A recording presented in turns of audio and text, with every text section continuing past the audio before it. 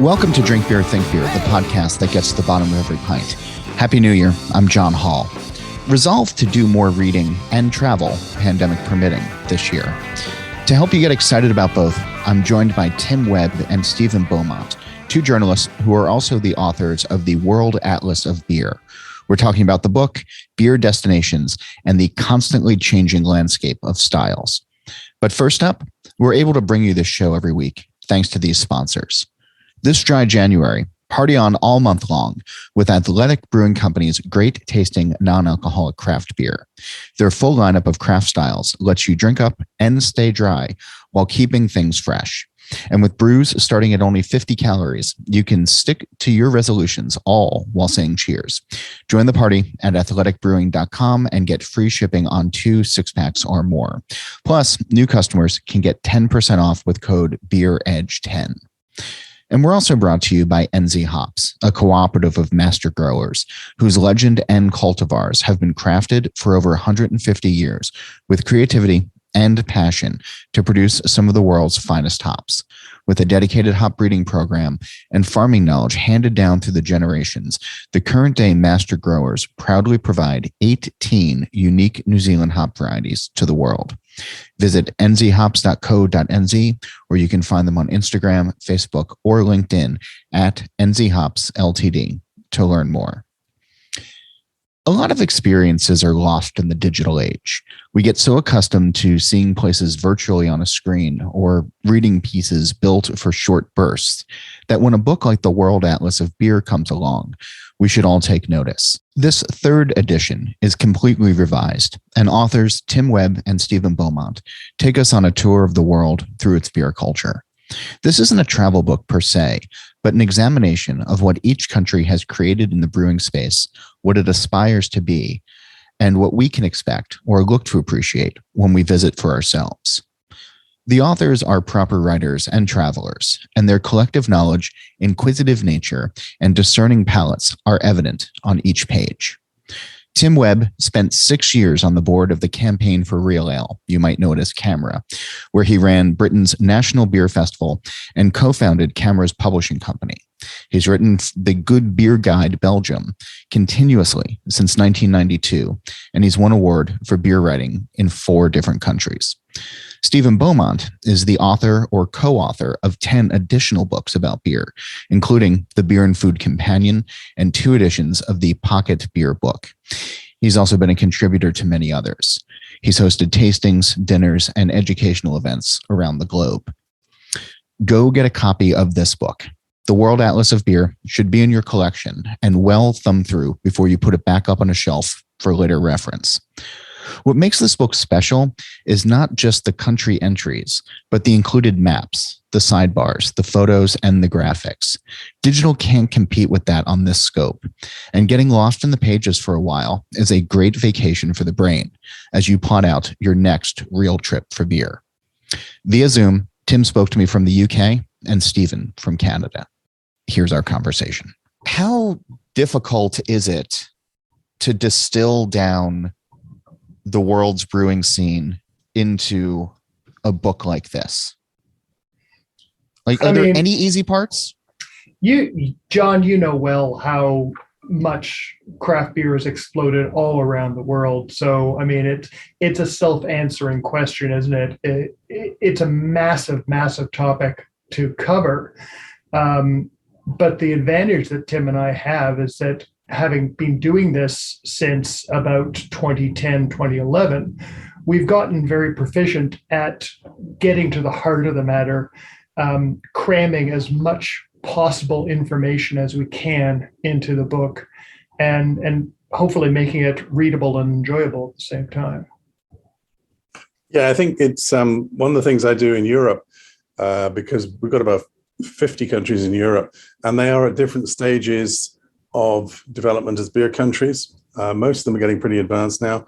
And I look at it and I think how much is happening in your country, partly historically, but increasingly at this time and in the last couple of years. That's how much space you're going to get. And so it varies between Belgium, Germany, Czech Republic, UK, where there's obviously lots of stuff going on. You're then confronted with places like France, which has not got as big a heritage, but has got loads of stuff going on. And then you find other countries where you have to sum them up in a sentence, because although they're doing quite well compared to how they were historically, they're not contributing much overall at the moment. You know, this is the second time that Tim's mentioned that he's in Europe, and I just have to remind him that he's no longer in Europe. He's actually in the United Kingdom. Yeah. It's still a sore point. I like the striving for accuracy, and yeah. Yeah, we're looking forward to becoming the 51st state of America. I think there's a line at this point, both to get in, but also to get out. So 51 you might not get, but you could be 48 all over again. Yeah. So Stephen, you're in Canada. We've established that Tim is in the UK, not Europe, and I've been talking a little bit to folks about the Canadian Beer Cup that's coming up, and you're the driving force behind this, and it's really set up to be, I think, a fun and premier event to showcase great Canadian beer. And after you asked me to do this, I realized, and I've been talking with other folks about it, that we don't actually know, if you're not in Canada, if you're not from Canada, a lot about the beer in your country.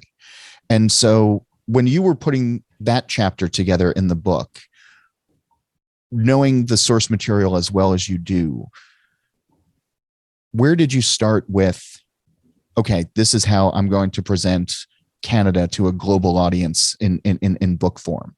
What got in, but what did you have to make the decision of letting people just kind of come and discovering it for themselves because it didn't fit in the pages? Well, this is one of the places where COVID actually worked a bit in my favor. I, like everybody else, I've been more or less stuck at home for the last 2 years. And what that has done for me is it's forced me to kind of rediscover my home country and all the beer that's going on here. And not that this came as a surprise to me, but it really hammered home the realization that this country has evolved spectacularly in terms of its craft beer scene. It surprises people when I say not only are there more breweries per capita in Canada than in the United States, but in point of fact, there always have been. I mean, I ran the numbers all the way back to the early 90s, and there have always been more breweries per capita in this country than in the US. What happened was that things were kind of staid and very conservative up here. We tend to be that way, Canadians. And it's only really in the last 15 or 20 years that things have busted out up here, and some extraordinarily creative brewing, some really impressive stuff.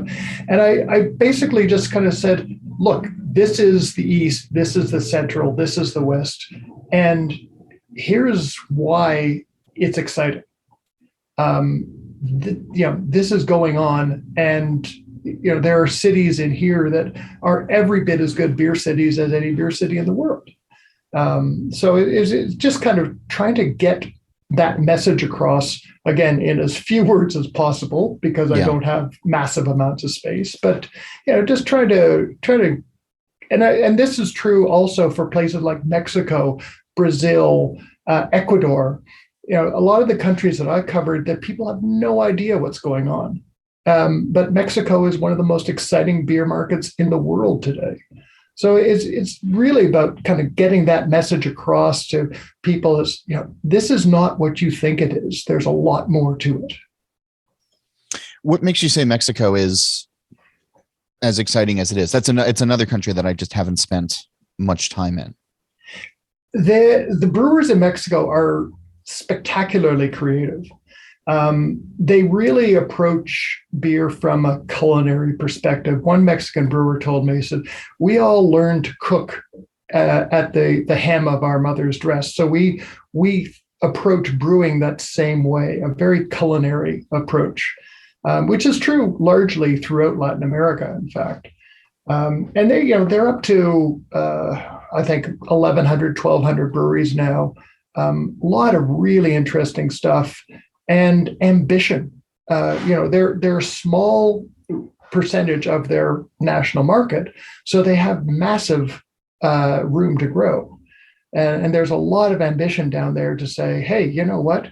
We're going to overtake Modelo. We're going to overtake Dos Equis. We're going to, obviously they're never going to, but their attitude is we want to take them on and prove that we can be as good as anybody in the world. That is a theme of beer that I see in this book, and certainly in conversations as well, of scrappy upstarts, of David versus Goliath, or use any sort of analogy that you want in there. The two of you came across that, right? With craft beer, with independent beer, with small beer, whatever word we want to use. There's a fighting spirit that exists alongside the creativity. I think pretty much everywhere. Is that accurate? I think so. Yeah.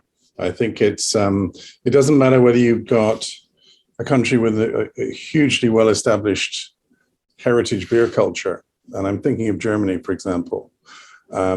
Neighboring, you have France, which I'm going to mention again, which has just overtaken both Germany and the UK in having the most number of breweries in Europe. It's heading up around 2,300 at the moment. What you see is that they're very, very different beer scenes. In Germany, the craft brewers are trying to emerge from within a strongly beer-focused culture. In France, they're growing, they're painting on a bare canvas, and yet the spirit that you can see a spirit shared between the German brewers and the French brewers. They obviously don't get together because they're German and French, and you never would. But if they were to, I'm sure they'd find a lot in common. Sorry, I'll get into trouble for saying that. But yeah, it's a commonality across, I think, different nations, different languages. You're seeing the same people in their local cultural setting.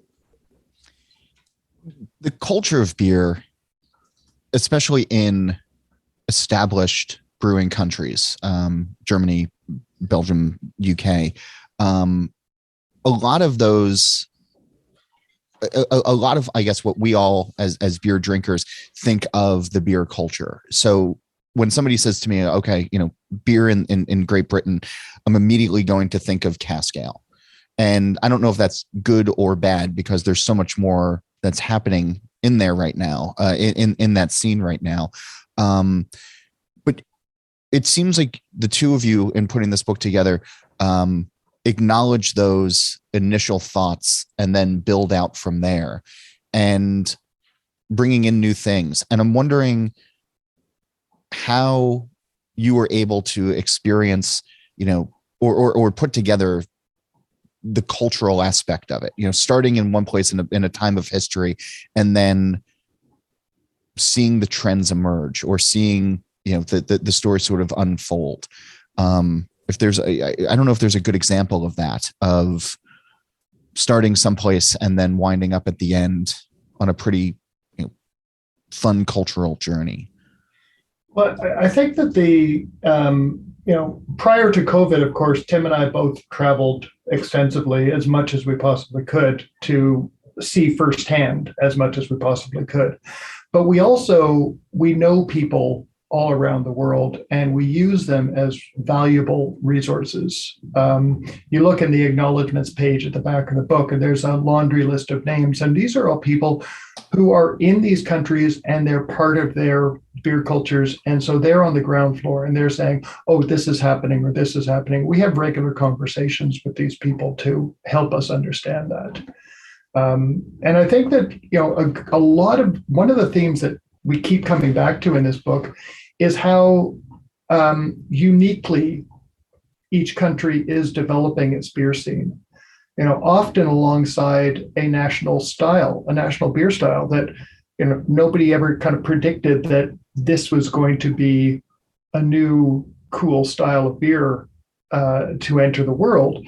But here it is, the Catarina Sour coming out of Brazil, these wonderful, wonderful low alcohol beers that they brew in Australia, that no one's really aware of how good the Australians are at cramming a lot of flavor into a 3 or 3.5% alcohol beer. So it's that aspect of it that I think we have to continue to return to, because let's face it, you can brew any beer anywhere these days. You don't have to go to Italy to drink an Italian grape ale. Yeah. But if you do go to Italy, you're going to taste them at their best. And that's the key, right? There's a reason that the Mexicans do a mole flavored imperial stout better than all the American imitators, because they know that those spices better. And the Italians know these barrels and these musts and all the things that they go into the grape ales. And they're just really good at doing it. Sorry, go ahead. I was just going to come at it from a slightly different angle. I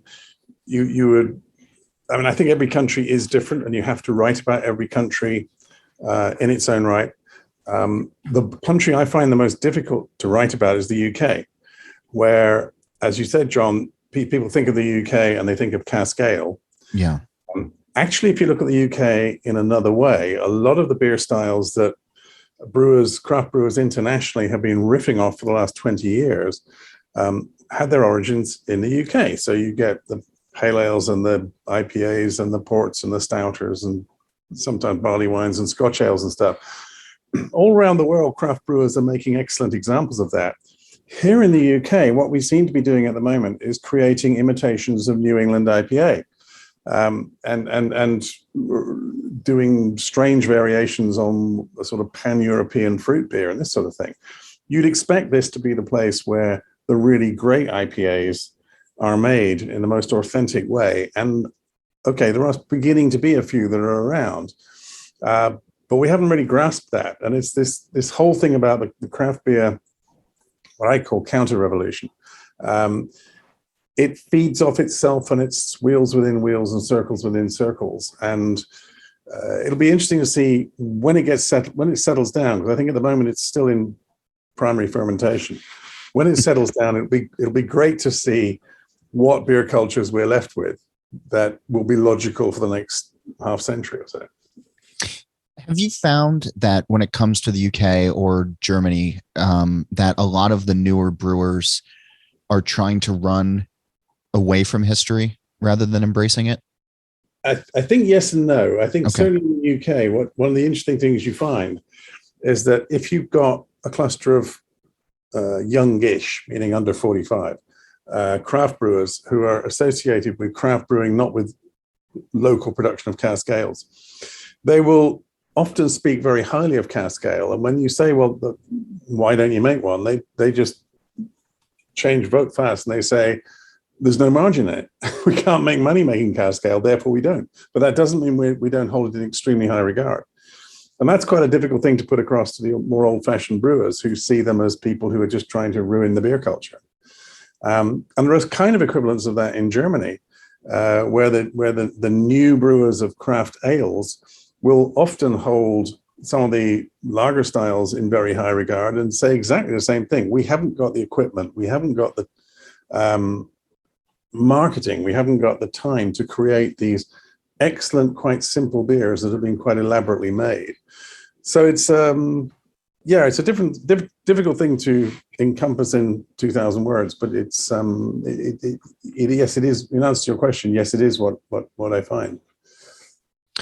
Culture is built. No, sorry, go ahead. Yeah. So if I just add to that, if you jump across the border into the Czech Republic, you see again this huge wave of new breweries opening after the Czech Republic being very staid, very unchanging for a long time, basically catching up to all the deficiencies that were foisted upon it during communism.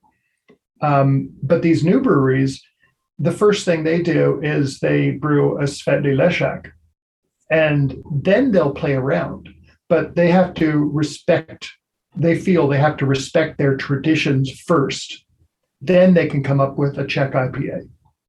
But the first thing is to get those fundamental beers done, and then you can go on from there. Culture seems to be one of those things where you can recognize it as it's happening, or at some point you look back 5-10 years and you say, okay, boy, that's what we've accomplished. That's what we've built.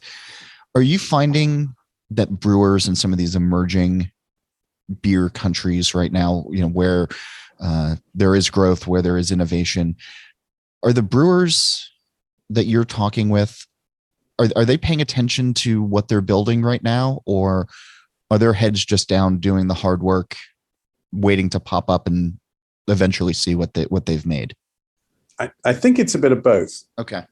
I take a good example of this is Poland. Now, Poland emerged from behind the Iron Curtain, and it emerged quite rapidly into two different beer cultures, which were kind of the wrong way around. The old people stuck with the Polish type of blonde lager, which was almost as good as Czech, but not quite. Young drinkers were actually drawn towards what in many other countries would be seen as very old-fashioned types of beer. And so you see a Polish scene emerging. Actually, I've missed a bit out there, but the craft brewers start producing what all the American craft brewers are producing, what all the Scandinavian craft brewers are producing, etc. The next part that happens is that the younger drinkers find themselves being drawn to a very old-fashioned and quite Polish styles of beer. And so the craft beer scene is awash with innumerable variations on stout and porter. They're awash with smoked beer of any description. They'll smoke anything in Poland, and beer is no exception. And even lighter beers like Grodzisk. This has kind of become part of the background of what is really becoming one of the most interesting craft beer scenes in Europe.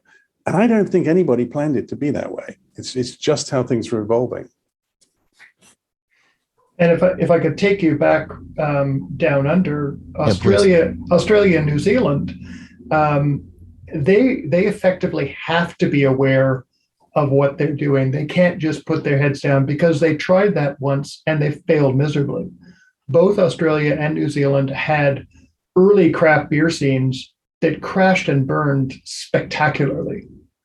So when they reemerged, they kind of reemerged as with a new sense. The idea of indie beer, Independent Brewers Association, that was pretty much born in Australia before it was embraced by other brewers organizations around the world. Kind of it's no longer craft. Now we're talking about independent. So they really are very conscious of what they're creating and what their market is in both countries, because if they feel if they fail to do so, they're just going to be repeating history again.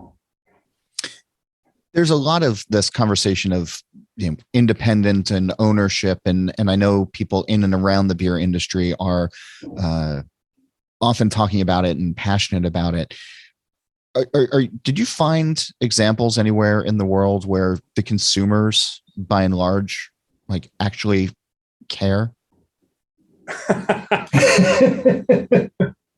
I think Australia, the consumers care, and that's because the brewers have done a very good job of putting across that message.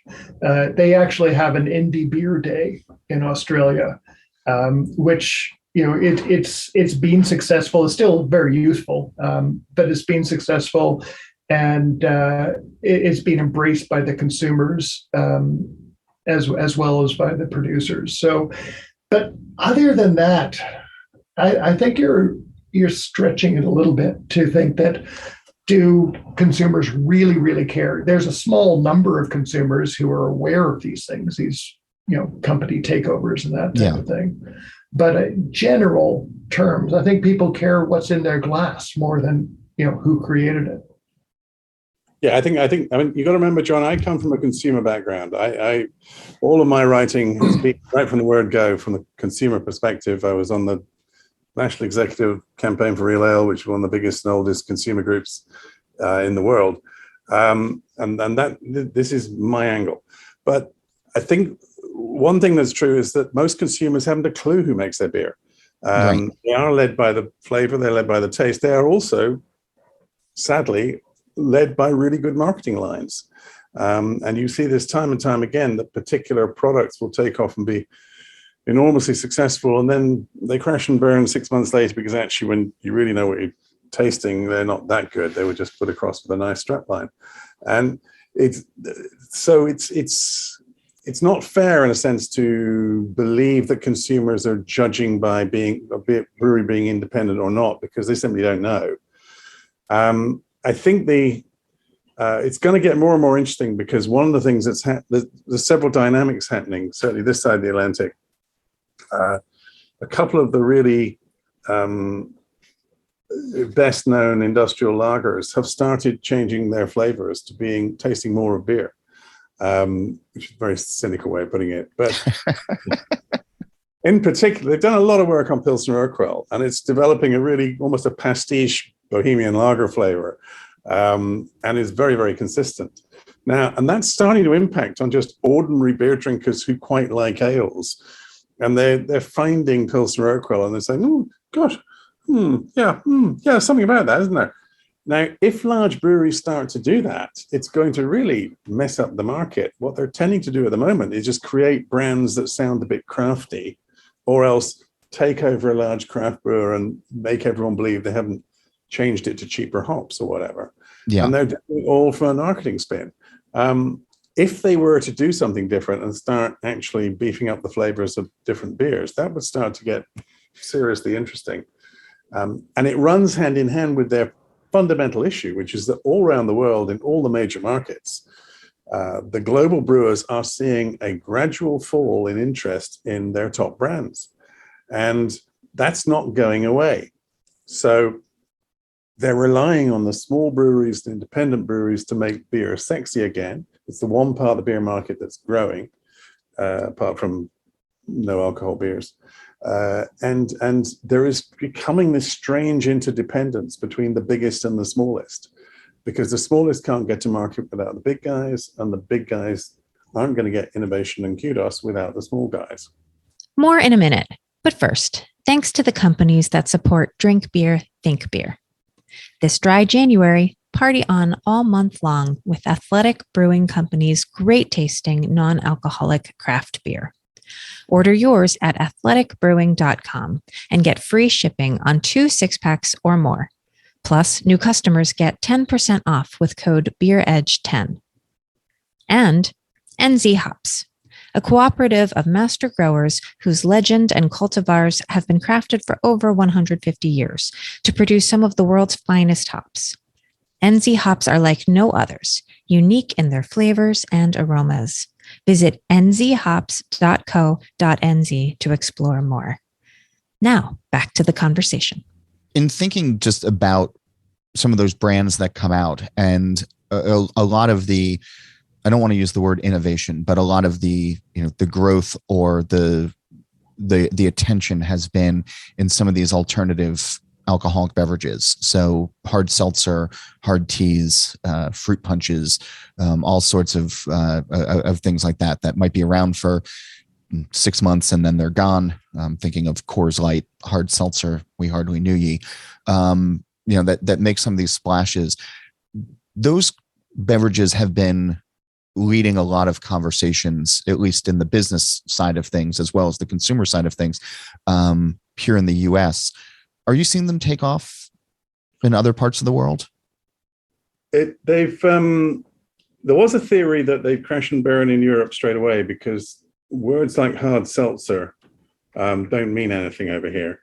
And because concepts like hard are not allowed to be advertised associated with alcoholic beverages and various other things. So, however, they are doing their thing that if you put enough marketing effort behind something, you'll make it take off, and they are starting to take off. I'm very skeptical about their medium long-term future. I'm also very concerned because they are. I'm not big friends with the anti-alcohol lobby, but on this one, I might just join hands, because the alcohol in these drinks is very cynical. It needn't be there. To give the drink the flavor, the alcohol adds relatively little. And I think deliberately it's putting no flavor barrier between an alcoholic beverage and children. So it's potentially quite a dangerous use of alcohol. And I think there might be a bit of a backlash against this sort of thing, even at governmental level, because of that. And that I don't think has been factored in. But their inherent worth, I just don't see what they're actually about. It's just a very simple way of shoving alcohol down the necks of people who just want the buzz, really. I found myself in a very peculiar position recently of having to really do a deep dive into the seltzer market, or more broadly, the flavored malt beverage or FMB market. Yeah. Which is quite interestingly, it's crashing and burning in the United States right now. It has gone very, very quickly from stratospheric growth to rather deep decline. So that's an interesting level. But what I've concluded is that really hard seltzers, they're part of what you were talking about, John, where people were getting bored of the mainstream beers and they were moving somewhere else. And maybe an IPA is not where they want to go, because an IPA can be very challenging to a Bud Light drinker. But these hard seltzers offer another way to go.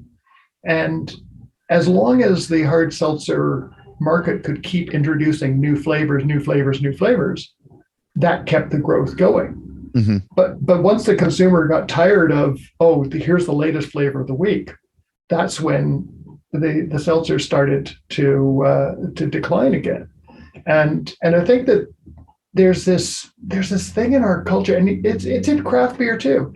And it's not just in the United States and Canada. It is to a certain degree all around the world. What's new? What is new and exciting? I don't want what I had last week. I want something new and exciting. And sometimes it's from flavor to flavor, as we saw with hard seltzers, and sometimes it's from category to category. It's like, there's a new packaged cocktail. So now that becomes an alternative to beer. Yeah. And an alternative to seltzer as well. I think one of the reasons that the numbers have been declining is because of the RTD cocktails. Truly is a good example of that. The Boston Beer Company, when you survey people and you say, well, what is this? And you correctly calling it an FMB, people say, I don't know, it's got vodka, right? And the consumer doesn't really know. And now that there are some of these RTD vodka cocktails out there that do pack a little bit more of a punch, that's where people are flocking to. And now Truly has partnered with Boston Beer has partnered with a distiller to make Truly alcohol, Truly vodka flavored beverages. And it just sort of seems, I don't know, like the natural progression of things, but I don't quite know where it stops. Well, that was the theme of a keynote address I recently gave to a virtual conference, mainly in the financial industry. Was that the problem with seltzers was that they were misplaced. So everyone was thinking hard seltzers in terms of beer, when what we should have been thinking about hard seltzers in terms of ready to drink, or RTDs. So now we have a different category we're talking about. So as you say, RTDs are still growing, even as hard seltzer is collapsing. So it's no longer apples and apples. It's apples and oranges and peaches and pears. And where does it all stop? There's in thinking about, so the World Atlas of Beer, before we started recording, you were reminding me that this is completely revised. So anybody who has previous copies of this book should be getting a new copy because it is all new information and really as up to date as it can be. And in thinking about that, when you were talking about IPA styles and the evolution of IPAs, I mean, we've seen various innovation come into styles over the last couple of years and then very quickly disappear. And in some cases, we're not quite sure if something is going to stick or something is going to stick around or just simply disappear. When you're thinking about new styles to include in the book or new innovations to put into the book, are you trying to give it a little bit of time to grow and to establish itself before it gets into the book? Or were there some cases where you have some faith that we'll still be talking about this in a year or so? I'll pitch in here. I think we both got skepticism about the usefulness of certain types of innovation. For me, it is very much about beers that have haze put into them, beers that have fruit syrups put into them, beers that have made acids put into them. I'm not sure they're going to last the distance. They've been very popular over the last few years. So I will treat those a bit with kid gloves. On the other hand, occasionally I'll come across a style that I just think, oh, that's such a clever idea. Let's just give it a little bit of airtime here and see whether it takes off. I've got quite a proud track record of virtually none of them taking off, but my favorite one of the lot, I'm going to give one more pitch here. In Brittany and France, they've been brewing beers with stuff called Blé Noir, which is basically, I think it's a black buckwheat. And they produce this beer that is somewhere between quite a dry Irish stout type beer and a Belgian style wheat beer. And I think it's got a really catchy character. And I wish the whole world had just sort of taken a careful look at it, gone along, stolen it, improved it, etc., as often happens. But I spotted it. It didn't go anywhere. It doesn't look like it's going anywhere. And I'm resigned to the fact it'll fail. But I don't know. It's very. You get a hunch after a certain number of years that something is catchy and is going to take off. But hunches are hunches, not always reliable. Tim has been stumping for Bière de Blé Noir since the first edition of this book. Still hasn't worked out. No. Well, I mean, a lot of it though is how much are brewers messing around in the space? You know, I keep coming back to Brut IPA because it was one of these styles where we could witness the birth of it and see its immense popularity as well as brewer confusion, and then its almost complete disappearance, you know, in the span of 8 months to a year. And a lot of that was because of consumer confusion, where for the beer drinkers that wanted to try IPAs, you'd walk into one brewery and this would be their version of a Brut IPA. And then you'd walk into another and their version would be completely different. And it was tough for consumers to get a handle on, you know, what the style should be, to at least have benchmarks. You know, I mean, West Coast IPA or American IPA these days is certainly all over the place, but by and large, I hopefully know what I'm going to get when I order one of those, at least in some sort of parameters. But with Brut, that wasn't the case. With some of these emerging styles, are you finding that the creators are trying to communicate to other brewers what their hope or intent was, or does it just become a free for all? Yeah, Brut IPA was a fascinating style because it came and went so quickly. I never actually got a chance to write about it. And you're pretty prolific, so yeah, that's It was such a brilliant idea that never went anywhere. I love the idea of the Brut IPA, and then brewers just couldn't figure it out. But yeah, we do see a lot of great ideas gestate, and then they seem like, okay, they're going to bust out and go all over the place. And then for whatever combination of reasons, whether it's consumer confusion, whether it's the lack of brewers really, you know, getting together on what the style means, it never happens. And there's the two opposites of this. One is the Mexican Imperial Stout, which I stumped up for in the second edition of the book and said, this is brilliant. It's going to be a great style. It's going to be Mexico's trademark style to the world. And the Americans said, hey, we like this idea. We're going to start brewing it. So all of a sudden you've got your Mexican cake, you've got the New Belgian version, you know, all these mole-inspired imperial stouts coming out. And the Mexicans just kind of said, okay, we'll move on. And I had this great quote from a Mexican brewer who said, when the Americans are finished playing around and they want to learn how to really do this, they can come down here and we'll be happy to teach them. Wow. And the flip side of that was the Catarina Sour in Brazil, which is, I guess you could call it a cousin to the Florida Vice. It's a very, very fruit-forward, slightly stronger than a Berliner Weiss soured beer that's done in such a way that the fruit just bursts out in weird and wonderful combinations. And nobody saw it coming. It just all of a sudden was there, and then it blossomed. And the first time I went down to Brazil to try these beers, I was hugely skeptical because I'm a kettle sour skeptic. But the way the Brazilians were treating these beers was unique and just exciting. And I barely had more than half a dozen that I didn't find really interesting. There's been this. No, sorry, Tim, go ahead. No, I think within this, there's another thing I see happening very slowly, but I'd like to put a sizable amount of money on it happening, which is that there's innovation fatigue, and there is an extent to which people are actually fed up with everything changing all the time, and would be drawn, I'm pretty certain, to classic versions of particular styles. Yes, okay, there's always going to be a place for perpetual innovation.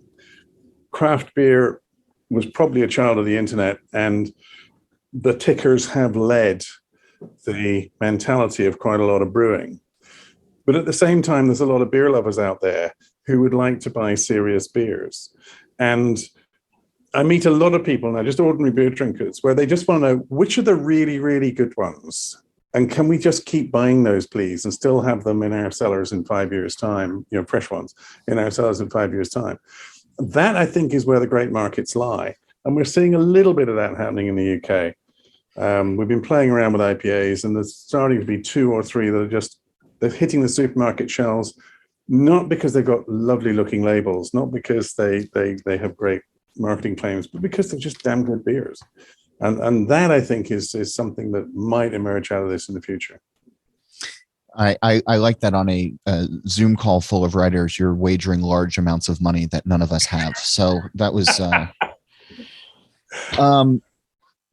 I was talking with brewers recently, though, about tail wagging the dog and vice versa, of when brewers get really excited about a style, the difficulty that it can be to bring the consumer along to keep the beer flowing and things in business. Are you finding in South America or in France with these two particular styles that you both had mentioned that the brewers are out there beating the drum, actively trying to get people to understand their passion for these styles that they're making? That's a very interesting analogy of thinking about South America and France. I have a suspicion those two places are in the same place with regard to beer at the moment. They in a sense, they come from the same history. And to do the history of France, beer in France, in a sentence or two, it used to be something that was only really found in the Northeast and on the German border, specialist beers. And now there is a virtually even spread across the whole of a huge country of the number of breweries that are there. And if you look at the map of the really good ones amongst those breweries, that's pretty evenly spread as well. There's still more in the Northeast and German border, but it's a thing that's happening all over the country. And when I talk to French beer lovers and to small brewers in France, they will say that what they go out and say to the public is, this is what we make as beer locally. This is what our town does for beer. This is what our brewery in this town does for beer. And so the appeal isn't so much about a broad brush of, let's teach you about beer and these are the styles that we make. It's more, this is what you can do with beer. Look at this. It's just from a couple of kilometers up the road. And I think there's a certain amount of that leading. And I've forgotten their question now. I mean, Stephen, it's the Katerina sours that you were talking about, and right? Am I pronouncing that correctly? Yes, yeah, that's correct. Okay. So are the brewers out there saying to the customers like, hey, we're making these, we're really proud of these are born from here, please drink them because we're excited to be making them? Or is it still just the niche craft drinkers and everybody else is going and drinking industrial Pilsner? Well, in a word, yes, the brewers are beating the drum for these styles, and this is where it's interesting to look at craft beer history, because when I was still in university and craft beer was starting up in Ontario, the brewers understood that the only way they were going to sell their beer was by going out and basically hand selling it to each and every customer. Yeah.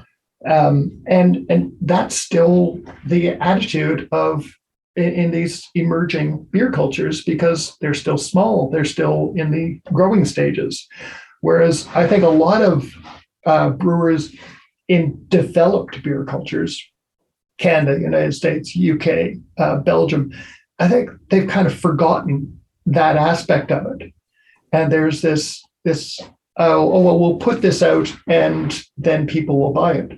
Well, people still have to be explained. I find this fascinating with hop varieties. If you go into an average bar, not a specialty bar, just an average bar, and you ask somebody sitting at the bar drinking an IPA about different hops, they may or may not know what a hop is. They may or may not know the names of a couple of varieties of hops. But that, in the face of that, you've got these brewers bringing out hop-specific beers, and they're saying, "Oh, this is our new Centennial Citra hop IPA." Yeah, and drinkers are saying, "Okay, cool. I'm not sure what that means, but okay, that's fine." So I think that there's a loss of some of that explanation in developed beer markets. But in the emerging ones, they're still at that point where they're going, we have to go out and we have to explain this to people one person at a time. Yeah. There's so as I've been going through this book again, one of the things that I've always been drawn to in beer books done this way is the inclusion of maps and being able to actually see. There's a difference between scrolling on a phone or on a laptop and seeing a printed map on a book, and the concentration of like-minded businesses, so breweries or beer bars, together in one region to sort of show just how robust it is. Versus in the case of the beer bars, where you have the entire U.S. mapped out, it is so shockingly sparse that I was troubled by it, because we've seen the decline of the really good beer bars in the United States over, probably the last decade or so, in the rise of the tap rooms as well. The brewery tap rooms, 9,000 breweries in the country right now, and all of them pretty much acting like a bar. When we start to lose beer bars, do we start to lose beer culture? I think to a certain degree, yes. I would always rather go to a beer bar than a brewery tap room. With no disrespect to the breweries, but I very seldom do I drink the same thing twice. So if I go to a beer bar, I have the option of having this and having this. When I walk into a bar, I'm not thinking about the first beer I'm going to have. I'm thinking about the third or fourth. And then I'm working backwards. It's like, okay, how do I drink beers to get to that beer so that I'm not destroying my palate along the way? And that's what I really like about going to a beer bar. And if indeed, the specialist beer bar becomes an endangered species, I think that we as a beer drinking culture are the losers in that. Yeah. Tim, what about, yeah. Yeah. I mean, I think the great threat to beer bars, unseen, is the supply chain. you're seeing, certainly, I don't know what it's like in the US, but certainly across Europe, the supply chains are being bought out by large breweries, usually, sometimes medium-sized ones, sometimes just entrepreneurs. And that, it makes it quite difficult for bars to source good ranges of reliably independent and to be the best beer actually gets on the list rather than to be the beer owned by the people who own the distribution company. Quite a lot of that is happening. In the UK, it's slightly different because we don't really have a culture of beer bars. Where we've had beer bars before, it's been around a place selling 8 or 10 or 12 cask ales, which means they're all in equally appalling condition. So it hasn't really grown so much. Certainly there's no absence of beer bars in Belgium. Those are definitely still growing. My impression in other countries is that they are growing where they didn't grow before, but I would expect in the current state of beer culture for there to be hundreds in places where there are currently dozens. And I think that the whole distribution thing is a factor. Coming over the horizon, there will be the whole distribution thing with climate change mitigation and people looking very carefully at long supply chains of beer from brewery to endpoint. And that's going to be a different challenge. I should add, John, that I think that the decline of the beer bar is more or less a uniquely American phenomenon.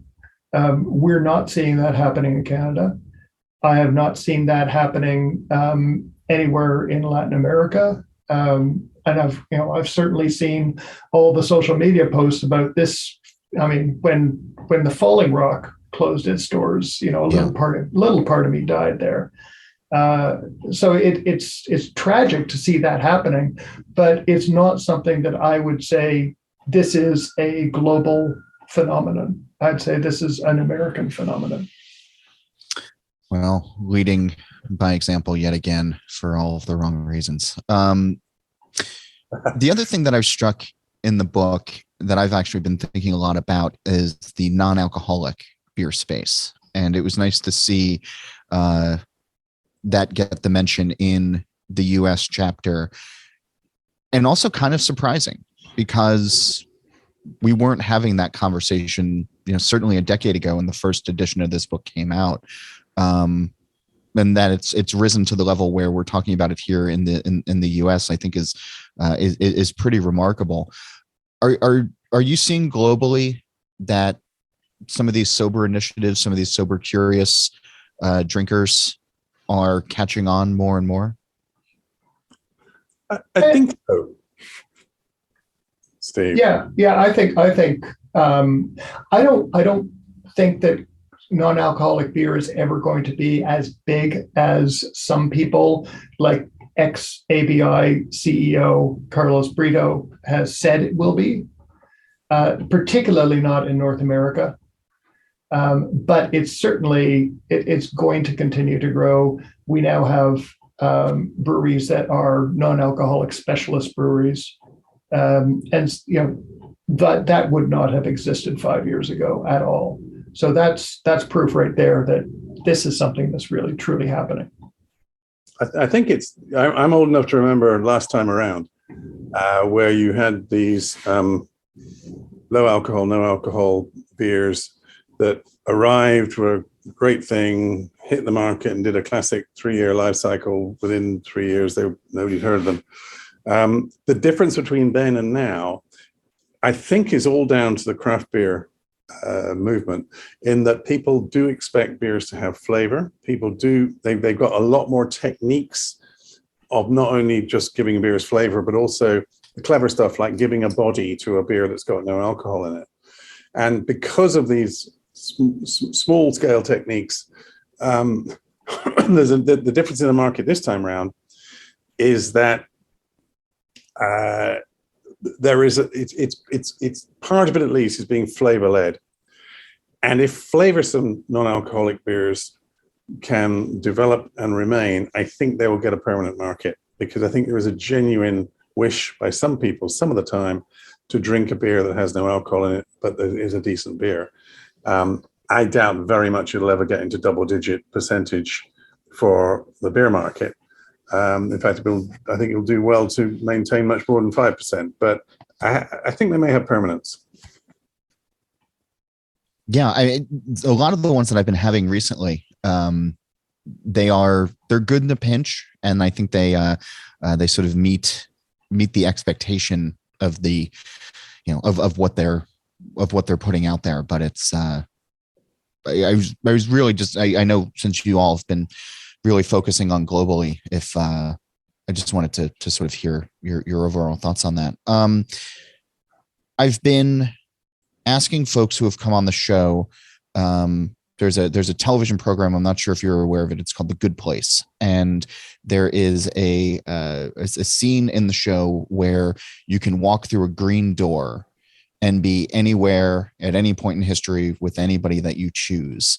And so, if such technology existed on this plane of existence, and you could walk through a green door as this conversation comes to a close and go to any pub, brewery, anywhere on the planet, with anybody that you wanted, alive or dead, where would you go, and who would you be with for that first beer, Stephen?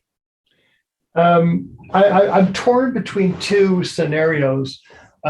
One would be to go back to Britain in the 16 or 1700s, just to verify that beer being brewed back then wasn't nearly as good as we think it was.